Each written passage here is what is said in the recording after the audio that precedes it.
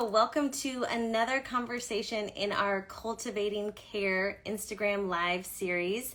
My name is Marte Aboagye, and I'm the head of community engagement at Springtide Research Institute.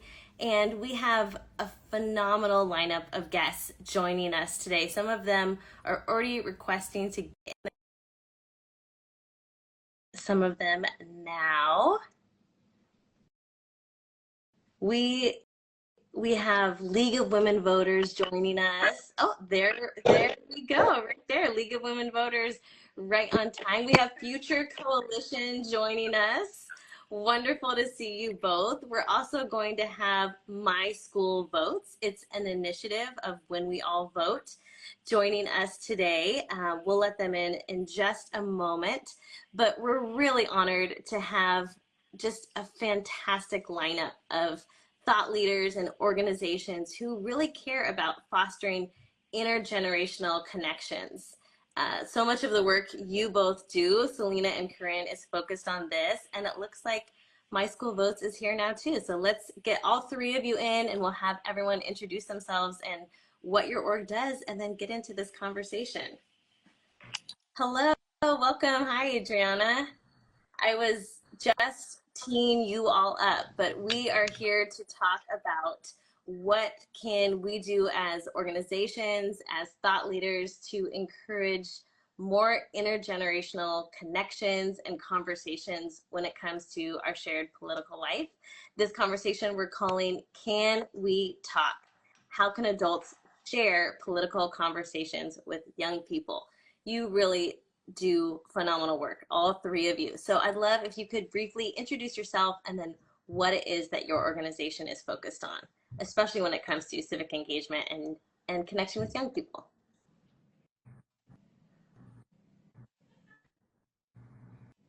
I'll have Celina go first since you were first to arrive today. I know, I was waiting.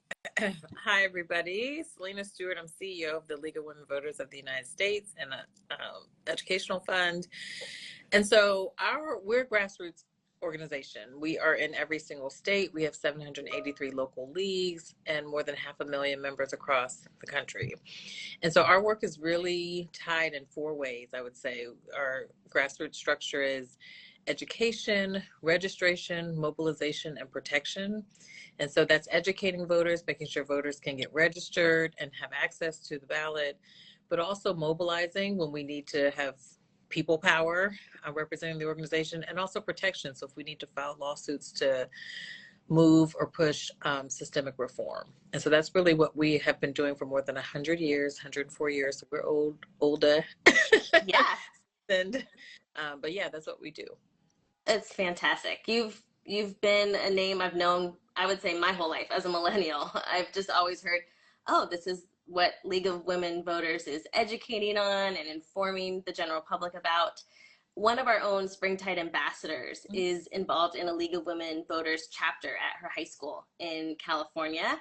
And she can't even vote yet, but she's helping to register, pre-register voters even in California before they're even 18. So it's cool to also hear about young people who are involved with Springtide who have such a great appreciation for your work. Thank you. Yeah, I'll have you go next, Corryn. Hey y'all, Corryn Freeman, Executive Director of Future Coalition. I use she and they pronouns. And Future Coalition is an organization that resources young changemakers to propel transformational progressive change. Big mission, what does it mean? We do fiscal sponsorship, so young people with ideas of organizations or are already operating in an organized fashion that don't have C3, C4 status, we allow them to use our status, and we help them with strategic planning, fundraising, and just guiding them so that they can execute the work at an excellent level. We have Future Consulting, where we consult with young people for free or at low cost, if need be, on how to move and navigate in movement spaces. We have a program called Community Catalyst, which is a legislative advocacy fellowship. And we have a grant program called Youth Direct Action Fund, where we offer individuals up to $5,000 to do a direct action. Historically, it was very climate focused, but we've broadened it. We want to show young people that your ideas are worth investing in. And if you have a good one, apply, and we're happy to resource you. And for our civic engagement work, this year we've started a content creator network, right? For not just big, large, known content creators, but everyday people like me and you who are talking to their friends and family to talk about the importance of elections, campaigns, building your vote plan, because we are our greatest influencers in the networks that we're a part of. We're also investing in independent expenditure campaigns to elect youth and youth serving candidates in 10 different states. And that's the work of Future Coalition. It's a pleasure to be here. Oh, love it. The empowering that's happening, the equipping that's happening is so encouraging to hear, because I think so often generations are siloed in our society. And the fact that you're like, we want to directly build bridges of connection so that emerging generations feel supported as they enter into their own ways of being civically involved is so cool to learn about. Another place that's doing that direct empowering work is My School Votes. I'll have Adriana share what she's doing. Hi, everyone. My name is Adriana Ontiveros, and I am the Senior Director with My School Votes, which is part of Michelle Obama's National Nonpartisan Voting Initiative, When We All Vote. My School Votes is developing the next generation of leaders. We develop clubs inside the schools because we believe that schools should be hubs of democracy that allow students to learn, the different skills required to be civically engaged all year round. We help teachers and students develop campaigns around issues that they feel passionate about and make sure that they have the tools and the skills they need to be equipped to register their fellow classmates and students to register to vote and participate in our democracy. So we try to do that through fun activities. We go out and visit classrooms. Right now I'm in Texas. I'm visiting some classrooms out here and visiting some teachers through trainings to make sure that students are equipped with the skills they need and the tools and information to be what I like to call walking resources for their peers, so they can provide information in their schools and in their communities. So fantastic. I'm like, what young people do I know that I can be making sure they know about the work that's happening? And it's just really encouraging when a national platform like When We All Vote zeroes in on high school students and make sure that their voices are really heard and paying close attention. And that's what I want to hear more about in this conversation from you all. We at Springtide Research Institute study young people ages 13 to 25. And themes that we're often interested in include community, identity, meaning. But in 2024, we've been really honing in on civic engagement. And we have a report that releases October 1st, so very soon, called Cultivating Care, How and Why Young People Participate in Civic Life.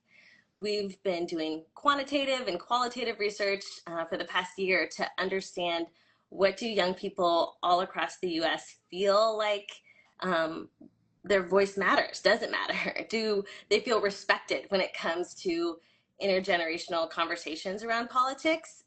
We explore many more themes than that, but that's what we want to focus in on today. So I have a quick finding I want to share and then get your thoughts on it. We heard in our nationally representative research that 41% of young people between ages 13 and 25 say they never or rarely have conversations with adults about politics. 41% said that. And a quarter of young people say they feel very uncomfortable speaking to adults about politics. Our interviews, that was our quantitative surveys, but our interviews revealed a lot of the same sentiments, that young people just don't often feel heard when it comes to speaking with adults about politics. What has been your experience when it comes to engaging young people in political conversations? Are there any pitfalls that you've observed that you want to help hedge against? I can start.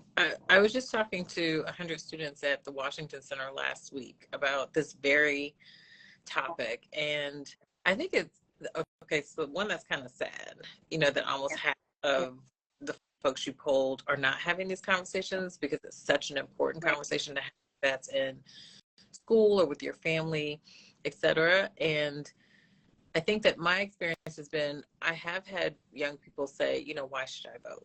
Why should I engage? And that seems to be an overarching question. What does it matter? And why should I be civically engaged?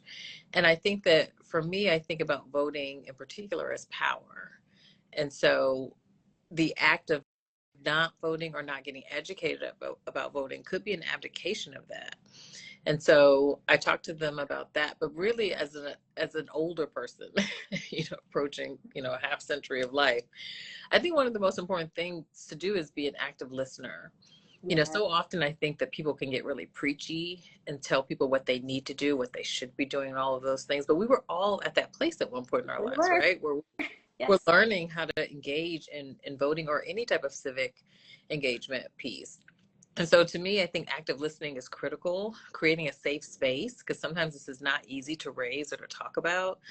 But to create a safe space, make sure that you're active listening. And when I say that, sometimes for adults, I have to explain what that means. I'm just like, active listening means that when someone, says something, you're not trying to wait to respond, like waiting for an opening to respond. It just means that you're actually listening and asking questions to, weed out more of what the root cause of something is, why a person may be feeling not engaged or not having motivation to engage. And so I think that that's really important. Be active, engage in the conversation. I think this could be really telling, not only as an individual, but all three of us are at organizations that interface with young communities. And so it's also informative for us in figuring out how to have those conversations and engage more broadly with a community of people who are going to be the next leaders of this country.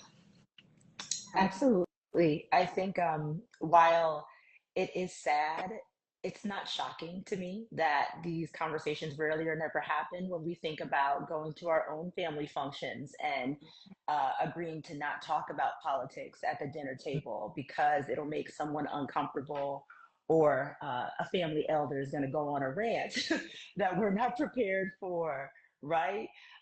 So I'm not shocked that this is the finding. And I think what you said is really correct about adults and older people creating intentional space for active listening, just asking questions and being receptive. Future Coalition, we have space on our voter hub on our website for people to ask questions, right? Ask us a question. Let us know what you want to know or what you don't understand, which I think is a great opportunity for engaging there as well with young people. Yeah. Cool. I love that. Definitely. I mean, I would like to echo everything that has been mentioned. I think focusing a little bit on the pitfalls that we hear when we're like out in the field working with students is sometimes the lack of representation that they feel towards, those that are representing them. They feel disconnected. There's a lack of information or access to, resources or information in their native language, or things that are relatable to their community, which are things that, we talk to students all the time, especially students of color. So I definitely, I think as an organization and as a senior director of my school votes, we are working really, really hard to make sure that the voices of students are being included intentionally in our programming and all the work that we do. That's why we have our ambassador program. We have around 200 students across the country doing voter registration, voter education work, because who else, better to talk about registering voters for their first time than a young person that can relate, right?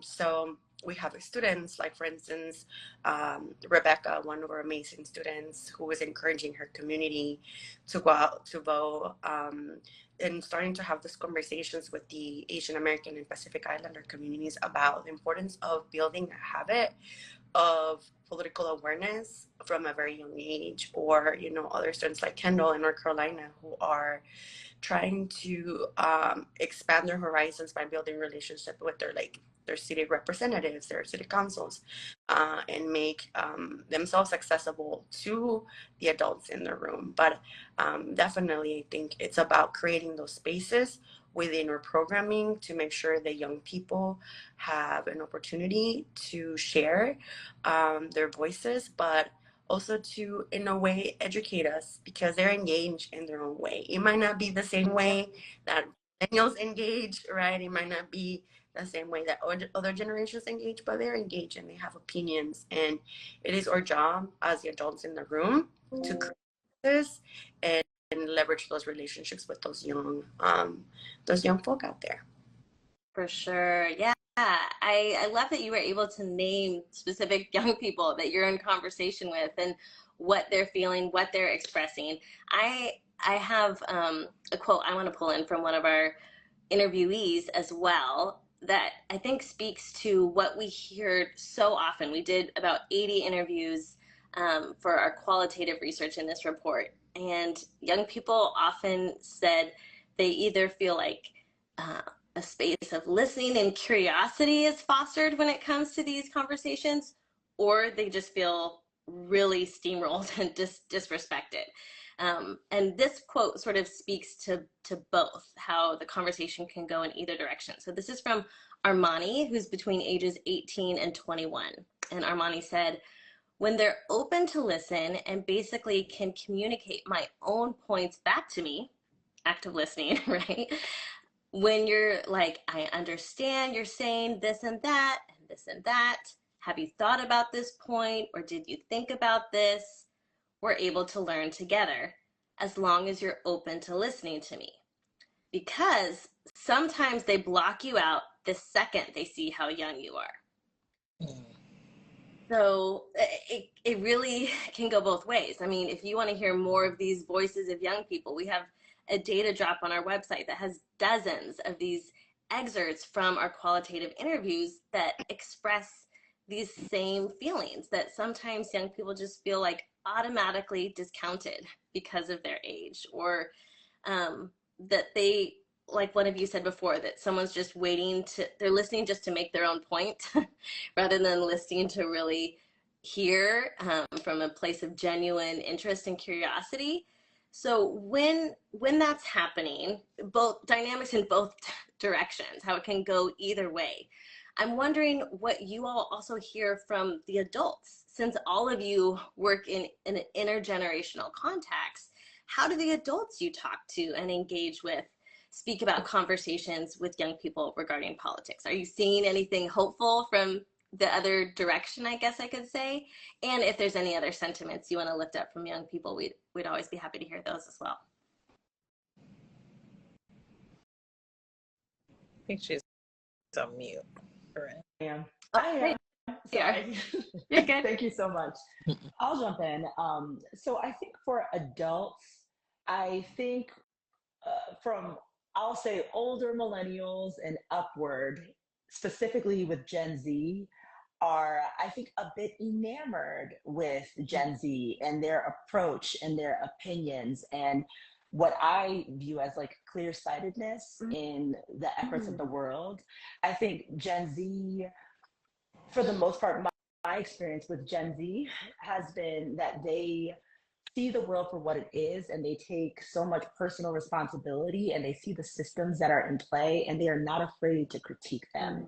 And I think older millennials and above, I think we were taught to abide by them and operate within them. And so I think when we're talking about older generations interacting with younger people, it's stark to even see the contrast of this is an option of bucking the system or trying to want something so different and critiquing the pace at which change is made, which is something that young people I find are very frustrated with the pace at which change is made via the electoral process, and what is allowed to happen before change is made is something that they feel very frustrated with. I think adults are a bit nervous to engage with younger people because of their critiques. And I think adults sometimes take those critiques personally instead of not viewing it as I am not the system, I am in the system. We're gentle with people, but tough on systems. And I think Gen Z is really taking that approach. I think Gen Z can sometimes aim that tough on systems at people, but people with large amounts of power. And I think that adults are also a bit afraid to engage because of some of the divide on the generational issues like LGBTQ plus issues and some international relations. And then again, like I said, the pace at which change moves. But I would like to believe that once adults are coached into how to actively listen, because I think adults require more of that coaching than younger people, that they are willing to engage in a mutual dialogue. Great. Well, for at MSD, I'm the oldest in my team. All of my team are Gen Zers, and I think as an organization, When We All Vote has been very intentional about building pipelines that allow young people to participate within and grow within the organization, and develop systems that allows for constant feedback from them. I think personally, I'm constantly learning from my team. The different perspective and work styles, they keep me young, and they keep me with what's going on in the culture around me. We are in the business of changing the culture of voting, and I need to be aware of what's going on around me in order to be able to connect with this generation, which is the generation that we're targeting, right? This is the generation that we're trying to push forward, to go out there and voting. And I think for me is being willing and aware of the differences that the generational differences that there might be. But I think there's more that connects me to this generation that divides me or separates me. And I think as adults, as the adults, I guess, quote unquote, right, and in the room or in the spaces that we're in, we've been there. We've been in their shoes. We know what it is like to be 16, what it's like to be 18, and the thought process sometimes that goes through her head at that age. And again, I'm going to keep on saying this, but I think it's our responsibility to make sure that we are providing those spaces where they can feel safe, where they can be themselves, where they can feel integrated. I know that I'm in this space doing this type of work because I had mentors and I had people who provided me with those spaces to be myself and lead and grow. So I think, all of us here, I know we're very intentional about making sure that we keep on growing those leaders and allowing for those conversations to happen. And I think that's just leading by example, and that's the best thing we can do. Now, I would say this reminds me of something. This is so relatable. Like I'm not so far removed that I don't remember this moment in life. Like I remember being in my early 20s and my parents coined a new frame, because I was like, I'm an adult. I can do these things, right? And they're like, well, we're super adults. I was like, what the hell does that mean? What's a now? But either way, at the league, our staff is intergenerational. We have 20 folks in their 20s, 30s, 40s, 60s. And so we have to confront, a lot of conversations because the work culture is just so different depending on what generation you come from, what you talk about at work, what you are comfortable elevating.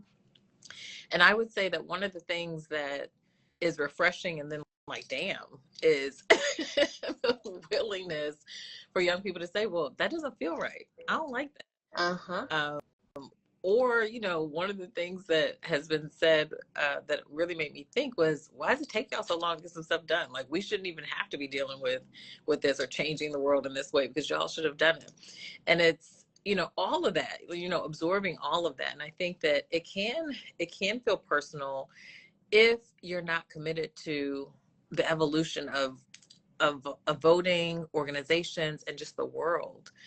We were, not to talk about y'all, I was a person at some point, right? I don't consider myself a young person anymore, but this is real life. And so I think about not only at the organization and it being intergenerational, our work is happening at high schools. We register high school students. We're at naturalization ceremonies, which often is younger folks.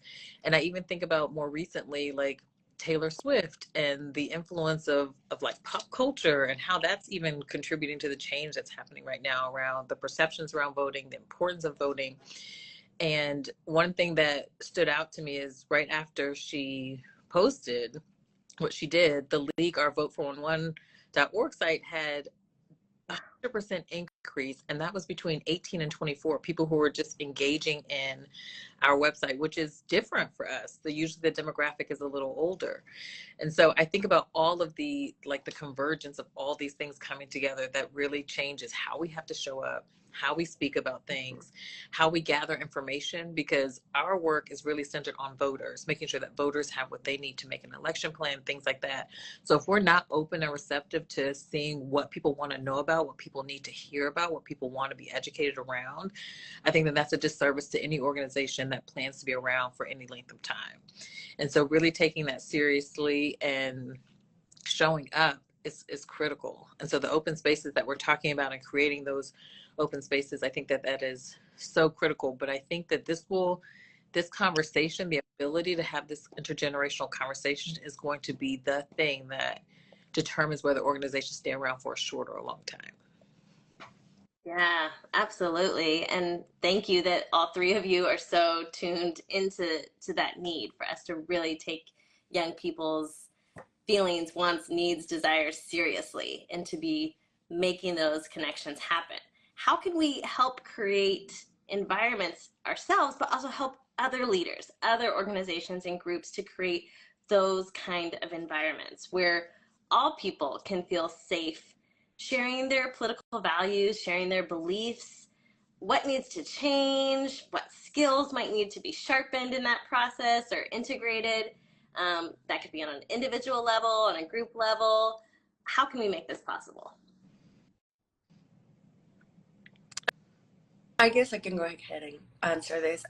We are intentionally nonpartisan because voting, we know, is bigger than one party, one candidate, or one election, right? It's about exercising our power, helping people understand that the most important thing is to make sure that their voices are being heard, especially within young people, right? I think I go to classrooms all the time and I talk to educators, and the conversations right now are very heated and very divided, unfortunately. And I love to provide a space for young people where they feel safe, regardless of their political opinion or view, where they can come together in a space where they can hear from each other and try to understand each other. And I don't think there's a lot of spaces like that out there, unfortunately, um, especially within that age group that we were talking about. So I also think it's important that we continue to invest in young people and through like the ambassador program that I was mentioning. We provide opportunities not just through trainings, but also engagement opportunities to connect with other organizations, talent, and connect them with resources out there. And like I said, develop them in different areas and, look at engagement in different perspectives. Like we were just talking about, the environment has changed, right? 10 years ago, I don't think we would have thought that we were going to be online as much. We would be having these lives, right? Yeah. It's so much, but we can definitely provide opportunities for students to develop their leadership skills and engage through different avenues. So diversifying that pool is very important if we want to continue to move forward in this work. I think that's the biggest thing. We need to stay innovative and open and to that innovation.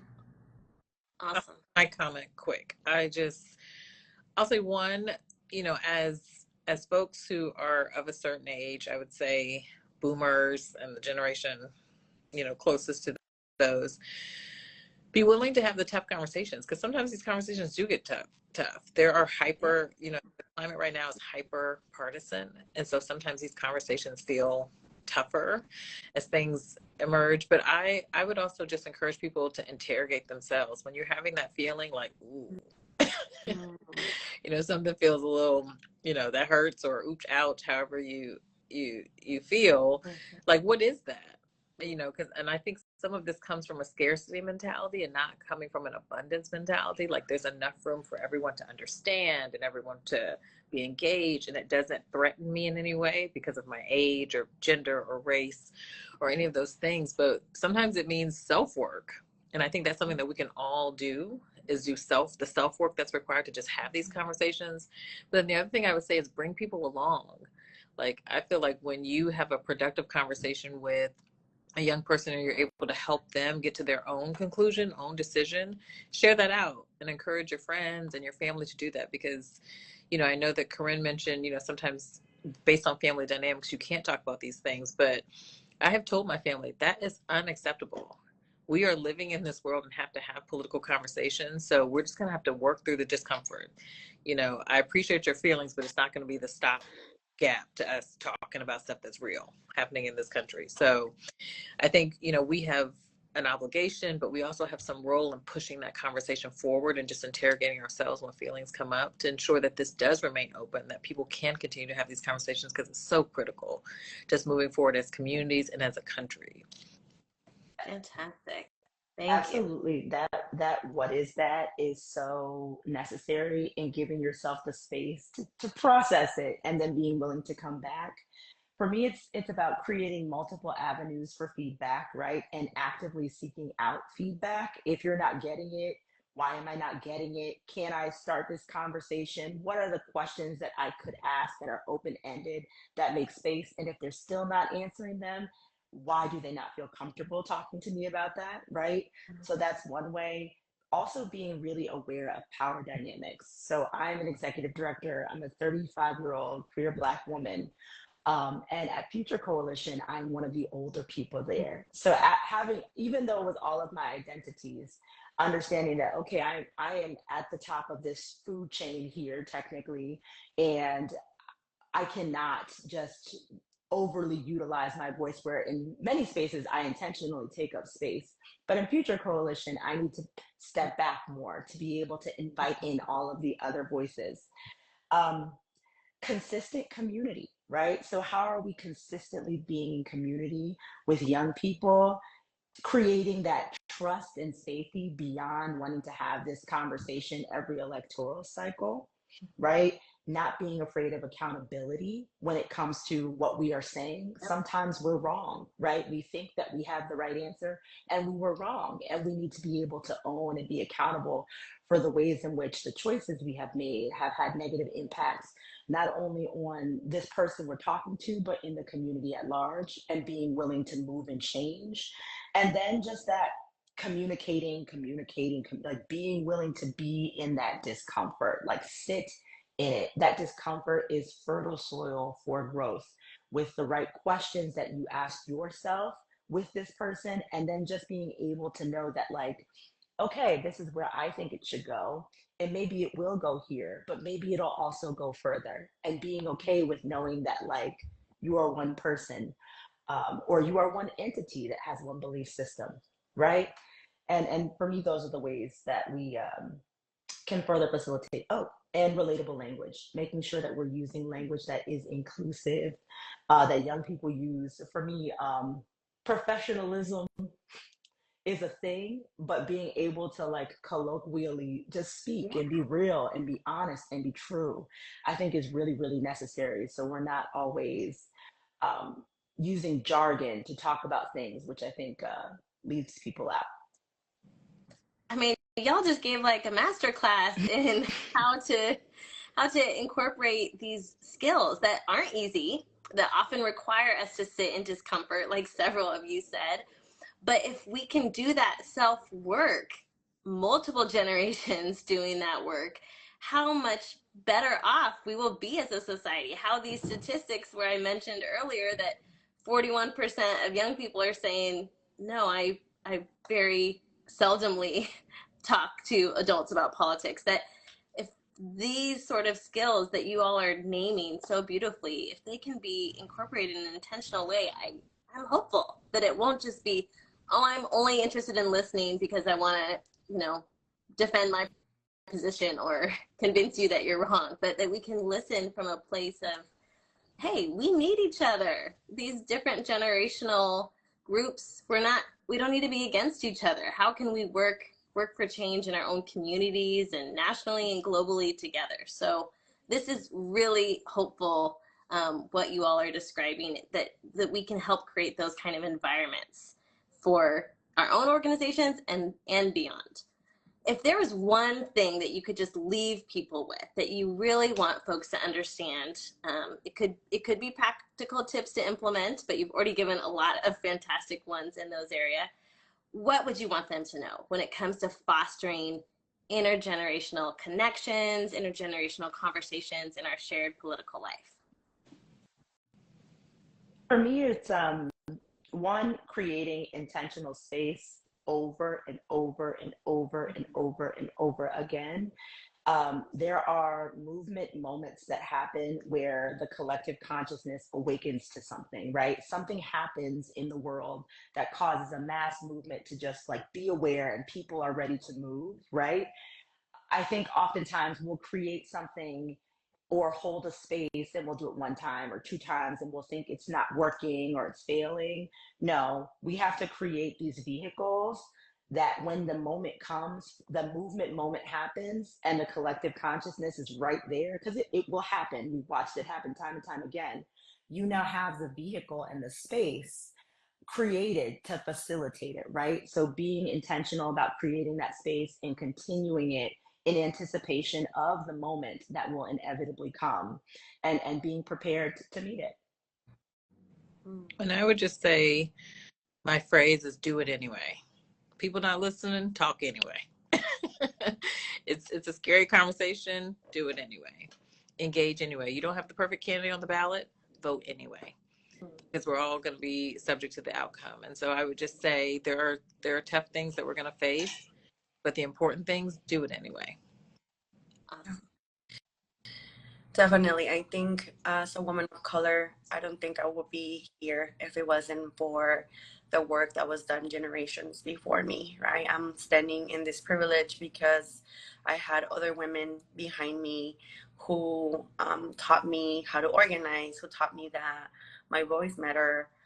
So I just want to tell this generation that they need to continue to hold us accountable, and that they need to keep on pushing so they can keep on paving the way for the generations to come, because we cannot achieve progress if we don't keep on working hard and pushing forward. So and then the other thing is for organizations out there just to keep on investing in young people and keep on investing in programming, quality programming that supports their development in leadership, their development in culture, and just in general. So I just want to tell them to be patient.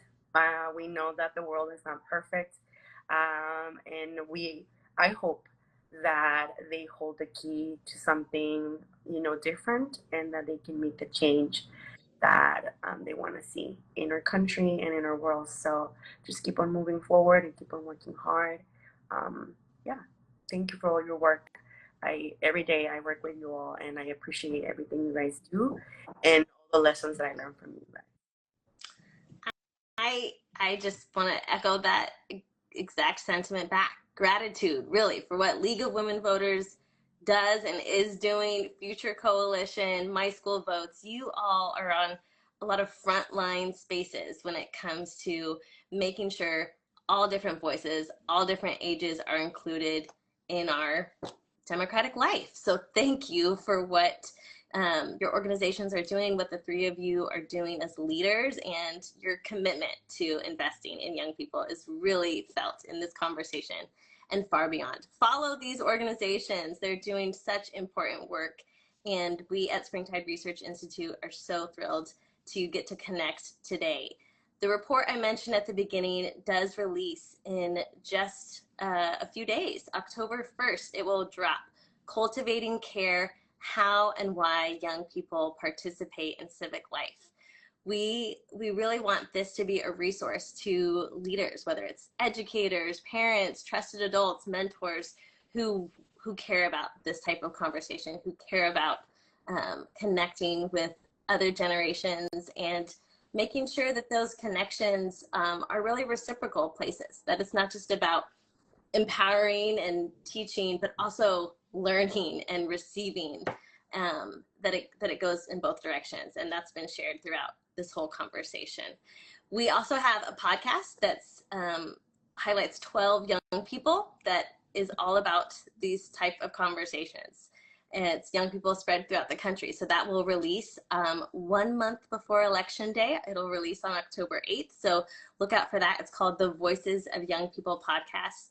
And if you ever just want quick findings, like the data drop I mentioned that talks exactly about how adults can foster these sort of conversations with young people, you can find that on our website, springtideresearch.org. So thank you again for your time today and for the great work you're doing. Really appreciate it. Thank you, Celina, Corryn, and Adriana. Have a great day.